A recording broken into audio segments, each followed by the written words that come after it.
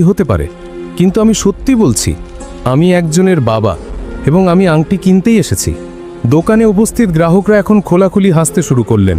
কেউ কেউ ফিসফিস করে বলছিলেন, এই বুড়ো পাগল হয়ে গেছে, নিজেকে কি মনে করে সোনার আংটি কিনবে, বোধহয় এর মাথা খারাপ। এই সময় একজন কর্মী তাড়াতাড়ি ভিতরে ছুটে গিয়ে দোকানের মালিককে ডেকে আনে।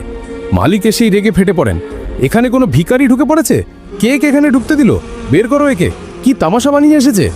বৃদ্ধ মালিকের সামনে হাত জোর করে বলেন, সাহেব, আমি কোনো তামাশা করছি না, আমি সত্যিই গহনা কিনতে এসেছি। আমার একটা সোনার আংটি চাই এবং আমার কাছে পুরো টাকা আছে। আমি যদি গরিব হতাম তাহলে এই দোকানে আসার সাহসই করতাম না। মালিক এবার ধৈর্য হারিয়ে ফেলেন। ও বুড়ো, বাজে কথা বন্ধ কর, আমাদের কাছে ফালতু কথার জন্য সময় নেই, এখান থেকে বেরিয়ে যা, নয়তো নিজে থাপ্পড় মেরে বাজে ফেলে দেব। এই বলে তিনি সত্যিই বৃদ্ধের গালে একটি জোরালো থাপ্পড় মারেন। আশেপাশে দাঁড়িয়ে থাকা লোকজন স্তব্ধ হয়ে যায়। আর তখনই দুজন সিকিউরিটি গার্ড এসে তাকে নির্মমভাবে টেনে দোকান থেকে বের করে দেয়।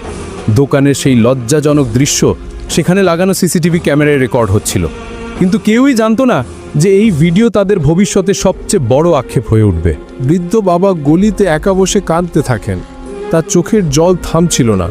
ফুপিয়ে ফুপিয়ে কাঁদতে কাঁদতে তিনি বাড়ি ফিরে যান। মনে মনে বিড়বিড় করতে থাকেন, আমি আমার মেয়েকে ভিক্ষা করে পড়িয়েছি, না খেয়ে তাকে ডিএম বানিয়েছি। যদি সে জানতে পারে যে তার বাবার সঙ্গে এমন অপমান হয়েছে, তাহলে তার হৃদয়ে কি যাবে জানি না। আমার মেয়ে এত বড় অফিসার, আর আজ আমি তার বাবা হয়েও এত অপমানের তিক্ত ঘটনা সহ্য করছি। বাড়ি ফিরে বৃদ্ধ বাবা সারা রাত পাশ ফিরে কাটিয়ে দেন। অপমানের সেই স্মৃতি তার হৃদয়ে ছুরির মতো চলছিল। অবশেষে তিনি ফোন তুলে নেন